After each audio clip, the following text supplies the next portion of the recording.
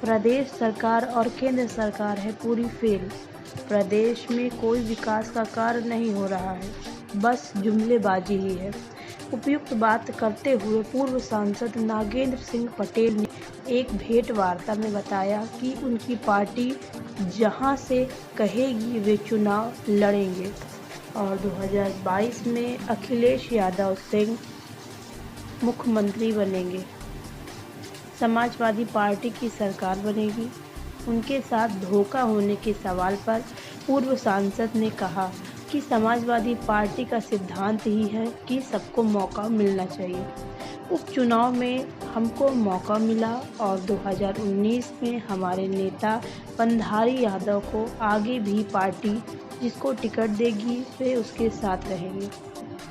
पूर्व सांसद का कहना था कि उनके पार्टी में कोई गुटबंदी नहीं है और वे सभी सीनियर नेताओं के साथ तारतम्य बनकर चलते रहेंगे।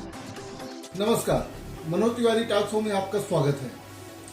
आज मेरे साथ फूलपुर के चर्चित नेता पूर्व सांसद नागेंद्र सिंह पटेल जी हैं। नागेंद्र सिंह पटेल जी ने उपचुनाव में उप मुख्यमंत्री केशव प्रसाद मौर्य की सीट रही फूलपुर को जीता था। उसके बाद क्या हुआ ये सबके सामने है। आज नागेंद्र पटेल जी से हम तमाम बात करेंगे। पटेल जी, मेरे टॉक शो में आपका बहुत बहुत स्वागत है। धन्यवाद। सबसे पहले तो हम यही जानना चाहेंगे कि बिना चुनाव लड़े आप पूर्व सांसद हो गए, क्या आपको नहीं लगता कि समाजवादी पार्टी ने आपके साथ न्याय नहीं किया 2019 में लोकसभा की घटना लेकर? नहीं, समाजवादी पार्टी है। समाजवादी पार्टी में समाजवाद है। सबको समाजवादी पार्टी अवसर देती है और निश्चित ही जो है समाजवादी पार्टी सबको बराबर अवसर देती है। अब हमारे भाई पंधारी यादव जी थे, वो भी अच्छे नेता थे।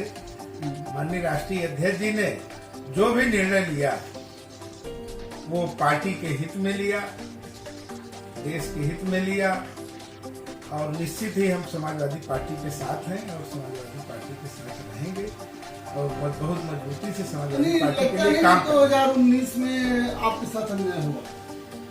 नहीं, पार्टी की नीति रीति है। पार्टी की नीति रीति है। अब और भी मौका दिया, समाजवाद है, सबको अवसर मिलना चाहिए, सबको मौका मिलना चाहिए चुनाव लड़ने का। अब टिकट तो एक ही होता है ना, नेता बहुत होते हैं, सब तो नहीं लड़ सकते। अब पार्टी का निर्णय है, जो भी निर्णय था वो सहज स्वीकार है, उसमें कोई। अच्छा नेताजी, एक चीज बताइए, आप एक सांसद के रूप में बताइए कि 2019 में गठबंधन क्यों फेल हुआ? आप क्या कारण मानते हैं? अब जनता है, जनता जिसको अपना जनादेश दे दिया, अब इसमें क्या कहा जाए, जनता है। नहीं, सपा बसपा का एक मजबूत गठबंधन था और हर जगह फेल हुआ। एक नेता के रूप में इस पर कोई कारण आप समीक्षा किए कि नहीं? नहीं, समीक्षा किया गया। हमारी पार्टी जो है ज्यादा वोट पाई। निश्चित जो है 3,72,000 वोट फूलपुर लोकसभा में समाजवादी पार्टी और बहुजन समाज पार्टी ने पाया। अब जनता है, भारतीय जनता पार्टी के झूठे वादों में, लुभावनों में जनता बहक गई। झूठे लुभावनों में भारतीय जनता पार्टी की जनता बहक गई, जिसकी वजह से हार हुई। अच्छा नेताजी, एक चीज और बताइए कि 2022 में विधानसभा चुनाव होना है, क्या बिना गठबंधन के विधानसभा चुनाव आसान होगा? अब ये तो हमारे राष्ट्रीय नेता ही तय करेंगे और निश्चित ही समाजवादी पार्टी अकेले भी चुनाव लड़कर पूर्ण बहुमत में रही है और सरकार बनाई है। ये तो बहुजन समाज पार्टी के साथ भी हुआ है और निश्चित हुआ है। तो निश्चित ही समाजवादी पार्टी आने वाले 2022 के चुनाव में अकेले दम पर चुनाव लड़के सरकार बनाएगी। कहा यह जाता है कि फूलपुर से जो है नागेंद्र सिंह पटेल जो है घोषित सपा प्रत्याशी है विधानसभा 2022 के लिए, कितना सच है? ये तो कहना गलत है। अब पार्टी तय करेगी। पार्टी हमारे आदरणीय राष्ट्रीय अध्यक्ष आदरणीय अखिलेश यादव जी तय करेंगे हमको चुनाव लड़ाएंगे कि नहीं लड़ाएंगे। ये पूर्ण अधिकार माननीय राष्ट्रीय अध्यक्ष जी का है। अगर लड़ाते हैं तो चुनाव लड़ेंगे और जहाँ से भी लड़ाएंगे, वो जहाँ से भी चुनाव लड़ाएंगे, उत्तर प्रदेश में जिस भी सीट से लड़ाएंगे वहाँ से चुनाव लड़ने के लिए तैयार है, चुनाव लड़ेंगे। अच्छा सांसद जी, आप एक बात और बताइए कि फूलपुर विधायक आपके पड़ोसी हैं, ज्यादा दूर का अंतर नहीं है, उनके काम से आप कितना संतुष्ट हैं? अब उनके काम से तो चुनाव में मैं 44,000 करीब 40,000 वोटों से फूलपुर विधानसभा में लोकसभा के चुनाव में हम 40,000 वोटों से जीते थे लगभग। तो निश्चित ही जनता उनसे नाराज है और उनके काम से नाराज है। सबका काम नहीं करते हैं, विकास नहीं हो रहा है, तो निश्चित जनता उनसे नाराज है। और अगर मौका मिलेगा तो समाजवादी पार्टी को फूलपुर की जनता जिताने का काम करेगी और समाजवादी पार्टी उत्तर प्रदेश में 2022 में सरकार। विधायक नगेंद्र सिंह पटेल होंगे फूलपुर? नहीं, ये कोई कहना निश्चित नहीं है। जो भी हमारे ये सब राष्ट्रीय नेता तय करेंगे कि वो फूलपुर से लड़ाते हैं कि जौनपुर से लड़ाते हैं कि मिर्जापुर से लड़ाते हैं, ये राष्ट्रीय अध्यक्ष जी का पूर्ण अधिकार है और जो उनका निर्णय होगा वो हमको मानना है। फूलपुर आपका विधानसभा क्षेत्र भी लगाता है, वहीं आपका निवास स्थान भी है कुआंडीह में शायद। हाँ, निश्चित हमारा जन्मस्थली और कुआंडीह है और हमारी तहसील भी फूलपुर है। और मेरा सवाल जो ये है कि फूलपुर की आज की क्या समस्या है, अभी कौन सी ऐसी समस्या बनी हुई है, इसके बारे में नरेंद्र पटेल क्या? नहीं, फूलपुर में तमाम समस्याएं हैं। फूलपुर में तो अभी तो लॉकडाउन चल रहा है। लॉकडाउन में तमाम जनता के बीच में जो है हमारी भारतीय जनता पार्टी ढिढोरा पीट रही है कि हमने तमाम व्यवस्थाएं कर दिया, लेकिन गांव में कहीं भी किसी गांव में सैनिटाइजेशन का काम नहीं हो रहा है। गांव में जो सोशल डिस्टेंस का हम लोग फार्मूला अपना रहे हैं जिससे कोरोना से बचा जा सकता है, वहां पे सोशल डिस्टेंस की कोई परवाह नहीं कर रहा है। और कहीं पे अनाज बंट रहा है, कहीं बैंकों में तमाम जगहों पे लाइनें लगी हैं। और निश्चित ही सरकारी व्यवस्था बहुत है और सरकारी व्यवस्था में जो है भारतीय जनता पार्टी पूरी तरह से जनता के हित नहीं कर पा रही है, न वहाँ के विधायक न वहाँ के सांसद और जनता। ये एक चीज सुना गया था कि जब जो है फूलपुर का झूसी एरिया और तमाम जो है नगर निगम में ये जिनकी बात आई थी, नोटिफिकेशन जारी हुआ था, तो उसका आपने विरोध किया था, उसको क्या? निश्चित हमने विरोध किया था कि जब तक जो है अभी प्रधान का चुनाव होना है 1 साल में, 1 साल में होना था, 2020-21 में होना था चुनाव और नगर निगम में चला गया।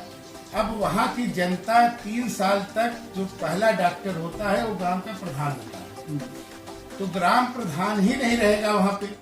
जैसा नोटिफिकेशन हुआ था कि मार्च जो है 2020 से जितने भी गांव लिए गए हैं फूलपुर विधानसभा के या फूलपुर लोकसभा के जितने भी, चाहे वो पश्चिमी हो, चाहे फाफाम हो, चाहे फूलपुर हो, जितने भी गांव लिए गए हैं उसको नगर निगम में मिला दिया गया है। और उनके जो भी फंड थे उसको कह दिया गया था सीडीओ से कि इन फंड को आप मेयर के खाते में डालिए।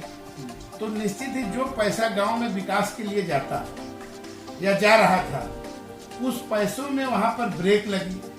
तो उसमें निश्चित ही हमने जो है काफी प्रयास किया और एक जनहित याचिका भी हाईकोर्ट में डलवाया गया है प्रधानों की तरफ से, प्रधानों के द्वारा कि और वहाँ पे प्रथम डॉक्टर राजनीति का प्रधान होता है।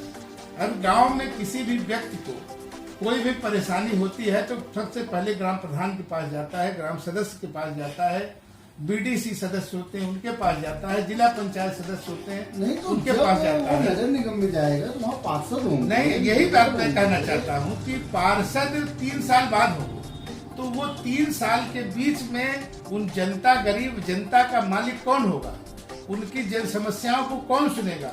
जब प्रधान नहीं रह जाएगा, उसके पास कोई फंड नहीं रह जाएगा, जिला पंचायत सदस्य के पास कोई फंड नहीं रह जाएगा, बीडीसी के पास कोई अधिकार नहीं रह जाएगा, तो उन गरीब जनता की बात को कौन सुनेगा। नहीं, आप ये बताइए कि क्या नगर निगम में जाने से कुछ नुकसान है? नहीं, नगर निगम में जाने के लिए इसलिए नुकसान है कि अभी तक जितने नगर, आप मुडेरा मंडी के पीछे जितने मोहल्ले हैं, चाहे वो तमाम मोहल्ले हैं, मुंडेरा आरटीओ ऑफिस के पीछे जाके आप कभी भी सर्वे कर लीजिए, जो कि आज 20-25 साल से नगर निगम में है, वहां पे कोई विकास नहीं हुआ। सड़कें नहीं बन पाई, नाली नहीं बन पाई, वो गांव से भी बदतर है। वो शहर गांव से भी बदतर हैं। तो अभी उन मोहल्लों को तो कम से कम ठीक कर लेते जो पहले से नगर निगम में हैं। इतने गांवों को जोड़ने के बाद कहाँ से ये फंड लाएंगे? नगर निगम में अभी वेतन देने का फंड नहीं है। शहरों की सड़कें टूटी फूटी हैं, वो नहीं बना पा रहे हैं। तमाम पानी की समस्याएं हैं, सड़कों की समस्याएं हैं, शहर की समस्या नहीं ठीक हो पा रही है। तो इतने गांवों को जब जोड़ेंगे तो उनको कैसे ठीक करेंगे? अच्छा नेताजी, आप एक चीज और बताइए कि उत्तर प्रदेश की सरकार की कार्य प्रणाली से आप कितना सुनते? तो जनता बता रही है। सारे झूठे वादे, समाजवादी पार्टी के सरकार में किए गए कार्यों का उद्घाटन, और जो निश्चित कोई काम नहीं हो रहा, कोई विकास कार्य नहीं हो रहा। अब तो लॉकडाउन है, अब तो वैसे भी उनकी जितनी कमियां थी लॉकडाउन में ठीक जा रही है। हो गया, उसके पहले तो 3 साल। निश्चित ही कोई भी विकास कार्य, कौन सा एक ऐसा काम है जो माननीय हमारे मुख्यमंत्री योगी जी के राज में हुआ? कोई भी एक आध प्रोजेक्ट बता दीजिए, कोई विकास कार्य नहीं हुआ, जैसे कि तैसे सब पड़ा हुआ है। अच्छा, आपको क्या लगता है कि कोरोना महामारी के बचाव के लिए जो सरकार ने कदम उठाए, केंद्र सरकार ने, ये कदम सही है? निश्चित है, कोरोना महामारी में हम माननीय प्रधानमंत्री जी के साथ हैं। उनके इस महामारी में हमारी समाजवादी पार्टी, हमारे आदरणीय राष्ट्रीय अध्यक्ष जी और समाजवादी पार्टी के सभी कार्यकर्ता तमाम पीड़ितों शोषितों को, जिनके पास सरकार व्यवस्था नहीं दे पा रही है, उसको व्यवस्था देने का काम समाजवादी पार्टी के कार्यकर्ता कर रहे हैं। मैं भी लगातार करीब 15 दिन गांव की तरफ रह के, सरकार का कदम अच्छा है, नहीं अच्छा है, लेकिन तमाम वो सुविधाएं जो सरकार की सुविधाएं हैं वो गांव तक नहीं पहुंच पा रही, गांव गरीब तक नहीं पहुंच पा रही है। चाहे वो राशन बांटने का काम हो, चाहे वो सैनिटाइजेशन करने का काम हो, या जो भी स्वास्थ्य सेवाएं हैं गांव गांव में जानी चाहिए, वो सब पूरी तरह से गांव में नहीं पहुंच पा रही। चलिए, राजनीति थोड़ी बात और करते हैं। कहा जाता है कि जब नगेंद्र सिंह पटेल सांसद बने तो उन्होंने यहाँ के कुछ वरिष्ठ नेता हैं, स्थानीय नेता हैं, जिसमें ज्योति रमन जी हैं, बाबू यादव हैं, इंद्र सरोज हैं, इंद्र सरोज का भी बाहर नहीं आए, लेकिन फिर भी इन सभी लोगों को आपने निगलेक्ट किया और अपनी एक खुद की जो गुट बना लिया। नहीं, ये कहना बिल्कुल गलत है। आदरणीय सरोज साहब ये हमारे नेता हैं। आदरणीय जो है, जो भी पार्टी के हैं हमारे आदरणीय वासुदेव जी, आदरणीय कुंवर साहब हमारे अग्रज हैं। मतलब मैं उनको बहुत मानता हूँ। हमने 2011 में जब कुर्मी सम्मेलन किया था, उनको हमने मुख्य अतिथि बनाया था, विशिष्ट अतिथि बनाया था। और आदरणीय कुंवर साहब हमारे पद प्रदर्शक हैं, हमारे नेता हैं। मैं हमेशा उनसे मिलता रहता हूँ, उनसे सलाह लेता रहता हूँ। ये कहना बिल्कुल गलत है। ये कहा जाता है कि सांसद नगेंद्र सिंह पटेल जो है प्रदेश अध्यक्ष नरेश उत्तम जी के ज्यादा करीबी हैं, लेकिन वो ये कहना हमारे नेता आदरणीय अखिलेश यादव जी हैं, आदरणीय नरेश उत्तम पटेल जी हैं, और जितने भी वरिष्ठ नेता हैं समाजवादी पार्टी के इलाहाबाद में, चाहे कृष्णमूर्ति यादव जिला अध्यक्ष जी हों, चाहे हमारे कुंवर साहब जी हों, चाहे आदरणीय वासुदेव जी हों, जो भी उम्र में हमसे बड़े हैं, पद में बड़े हैं, सबका मैं सम्मान करता हूं और सबका करता रहूंगा सम्मान। मेरा ऐसी कोई गुटबाजी का कोई गुटबाजी नहीं है। ये पार्टी का निर्णय है। 2022 में किसकी सरकार बनेगी? निश्चित ही समाजवादी पार्टी की सरकार बनेगी। जनता बोल रही है 2022 में समाजवादी पार्टी की सरकार बनेगी। आदरणीय अखिलेश यादव। क्या आपको लगता है कि किसी पार्टी की सरकार पूर्ण बहुमत से बनेगी? निश्चित समाजवादी पार्टी की सरकार बनेगी पूर्ण बहुमत से। पक्का? कोई गठबंधन भी हो सकता है कि अकेले लड़ेंगे? अब ये सब निर्णय माननीय राष्ट्रीय अध्यक्ष का है। गठबंधन करेंगे कि नहीं करेंगे, लेकिन जनता उनको अकेले मुख्यमंत्री बनाने के लिए तैयार है। यानी फूलपुर से है अगला विधायक नगेंद्र सिंह पटेल होंगे? नहीं, ये कोई तय नहीं है। सपा से चुनाव लड़ेंगे? ये हाँ, समाजवादी पार्टी से चुनाव लड़ेंगे, और जहाँ से भी राष्ट्रीय अध्यक्ष जी चुनाव लड़ाएंगे वहाँ से। चलिए नेताजी, मेरा एक अंतिम सवाल है आपसे।